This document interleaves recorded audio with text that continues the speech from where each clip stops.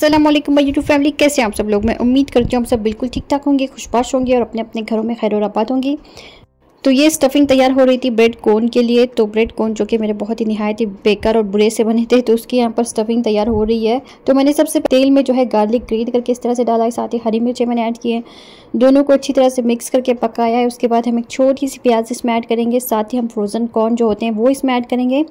और यहाँ पर अभी मैंने हल्दी, लाल मिर्च पाउडर, धनिया पाउडर, थोड़ा सा गरम मसाला और थोड़ा सा ज़ीरा पाउडर मैंने इसमें ऐड कर दिया है। इन सब को अच्छी तरह से मिक्स करेंगे और उबले हुए आलू ऐड करेंगे। और मेजरमेंट और क्वांटिटी आप अपने मर्ज़ी के हिसाब से इसमें ऐड करें।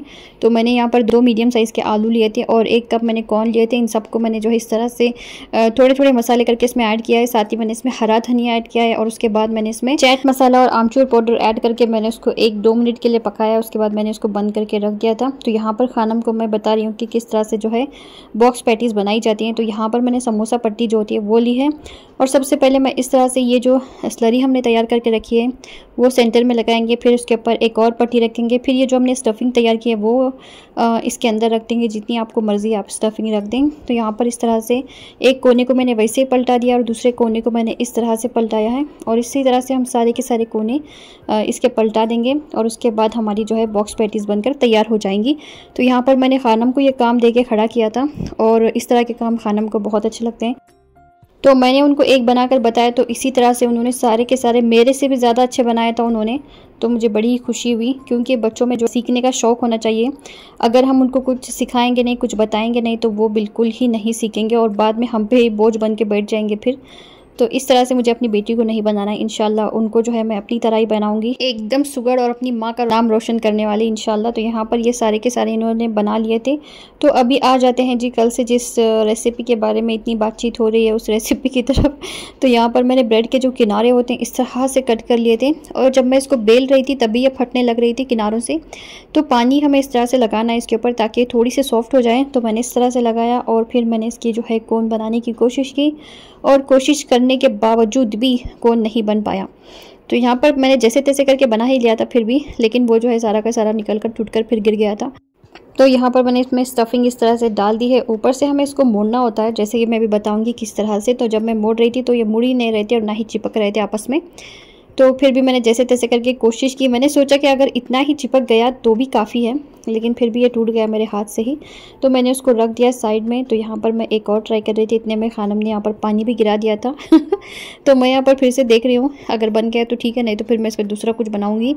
और चीज़ों को वेस्ट नहीं करना चाहिए। मैं जो है कुछ ना कुछ ज़रूर आइडिया लगा के बनाती हूँ फिर।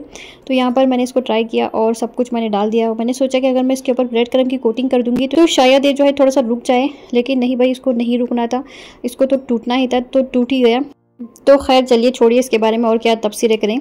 वैसे इंसान को वैसे भी तजुर्बे होते रहते हैं, कुछ ना कुछ चीज़ें से हम लोग कुछ ना कुछ तो ज़रूर सीखते रहते हैं। जैसे कि मुझे कमेंट करके मेरे एक सब्सक्राइबर्स हैं, उन्होंने बताया कि मैं जो है बेकरी वाली ब्रेड इस्तेमाल करूं। तो इंशाल्लाह मैं वही ब्रेड लाकर इंशाल्लाह इस्तेमाल करूंगी आगे से। तो इस वजह से मेरी रेसिपीज़ जो है बहुत मरतबा ख़राब हो जाती हैं ब्रेड से जो बनने वाली होती हैं। तो अगर मुझे कोई भी कमेंट करते हैं तो मुझे इतनी खुशी होती है, इतनी खुशी होती है कि मैं आपको बता नहीं सकती हूँ, चाहे वो मेरे सब्सक्राइबर्स हों या ना हों। और यहाँ पर खानम जो है पैटीज़ फ्राई कर रही हैं और उनको मैंने वो काम देकर खड़ा कर दिया था। तो फिर मैंने क्या किया कि दोनों ब्रेड के बीच में ये स्टफिंग रखी और इस तरह से उसकी कटिंग की मैंने। और फिर मैं इस तरह से डिप कर रही हूँ कॉर्नफ्लावर में सबसे पहले, जो स्लरी हम तैयार करते हैं उसमें। उसके बाद ब्रेड क्रम्ब से मैंने उसकी अच्छी तरह से कोटिंग कर दी। तो मैंने 2-3 ही ये बना लिए थे फिर, क्योंकि बहुत सारी चीज़ें हो रही थी। और जो स्टफिंग थी आलू वाली और चिकन वाली जो बच गई थी, फिर मैंने उसके समोसे तैयार किए थे। तो अभी मैं फ्राई कर रही हूँ वेजिटेबल पोटैटो बॉल्स। बहुत मरतबा मैंने देखा है कि जब हम अपनी तारीफ़ करते हैं तो कुछ लोगों को पसंद नहीं आता और कहते हैं कि ख़ुद की तारीफ़ खुद ही कर रही हैं। तो खुद की तारीफ़ खुद करने में क्या बुराई है। वैसे कोई आपकी तारीफ़ करने वाले तो है नहीं इस दुनिया में, क्योंकि आपकी कोई चीज़ किसी को पसंद आ जाए और वो आपकी तारीफ़ करें, इससे तो कम ही होता है। लोग जो है तारीफ़ करने में बहुत ही ज़्यादा कंजूसी कर देते हैं। तो इससे बेहतर है कि हम अपनी तारीफ़ खुद ही करके खुद को ही खुशी दें और ख़ुद को ही खुशी देकर खुद ही खुश होते रहें और लोगों को जलाते रहें। तो यहाँ पर समोसों की स्टफिंग मैंने अंदर फिल कर ली थी। तो ये जो बचा हुआ था ना पैटीज़ जो मैंने बनाए थे, उसकी स्टफिंग मैंने इस तरह से समोसे में फिल कर ली थी। और आलू वाले भी मैंने समोसे बनाए थे। तो स्टफिंग तो वो बहुत ही अच्छी बनी थी, बहुत ही मज़े की बनी थी। तो यहाँ पर जी हमारी आज की बेहतरीन इफ्तार बनकर तैयार हो चुकी है। डिनर में मैंने कुछ भी नहीं बनाया था, क्योंकि इतना सब खाने के बाद किसी के पेट में कोई गुंजाइश नहीं होती है कुछ खाने की।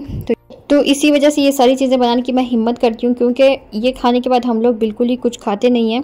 और अगर ये सब बनाने के बाद भी मुझे खाना अगर बनाना होता तो मैं ये सारी चीज़ें शायद नहीं बना पाती फिर, क्योंकि स्नैक्स बनाने में जितनी मेहनत सर्फ होती है उसका आधा से भी कम जो है खाना बनाने में सर्फ होती है मेरे ख्याल से। तो आज का आपको मेरा वीडियो कैसा लगा ज़रूर बताइएगा, अपनी दुआओं में याद रखिए, लाइक शेयर और सब्सक्राइब भी ज़रूर कीजिए, और अगर कोई गलती हुई तो इसे ज़रूर नज़रअंदाज कर दीजिए। अल्लाह आप सबको सेहत और तंदुरुस्ती दे, हर बलाएं आफतें और मुसीबतों से बचाए, आमीन सुम्मा आमीन। अस्सलामु अलैकुम।